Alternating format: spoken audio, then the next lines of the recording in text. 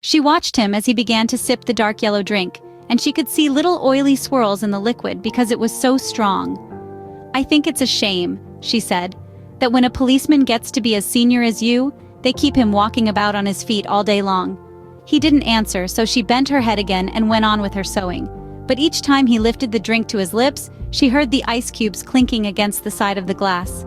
"Darling," she said, "would you like me to get you some cheese? I haven't made any supper because it's Thursday." "No," he said. "If you're too tired to eat out," she went on, "it's still not too late. There's plenty of meat and stuff in the freezer, and you can have it right here and not even move out of the chair."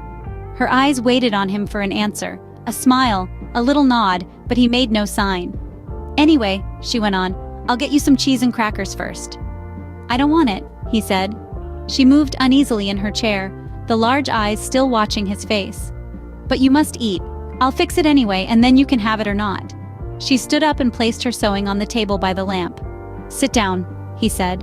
"Just for a minute, sit down." It wasn't till then that she began to get frightened. "Go on," he said. "Sit down." She lowered herself back slowly into the chair, watching him all the time with those large, bewildered eyes. He had finished the second drink and was staring down into the glass, frowning. "Listen," he said. "I've got something to tell you."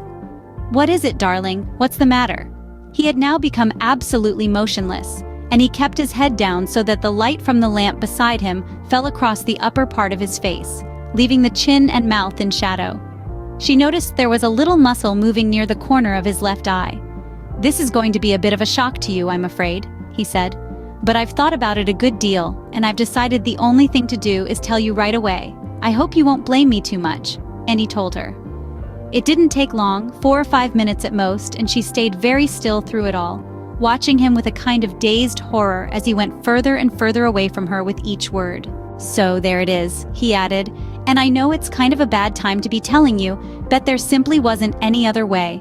Of course, I'll give you money and see you're looked after, but there needn't really be any fuss. It wouldn't be very good for my job." Her first instinct was not to believe any of it, to reject it all. It occurred to her that perhaps he hadn't even spoken, that she herself had imagined the whole thing. Maybe, if she went about her business and acted as though she hadn't been listening, then later she might find none of it had ever happened. "I'll get the supper," she managed to whisper, and this time he didn't stop her.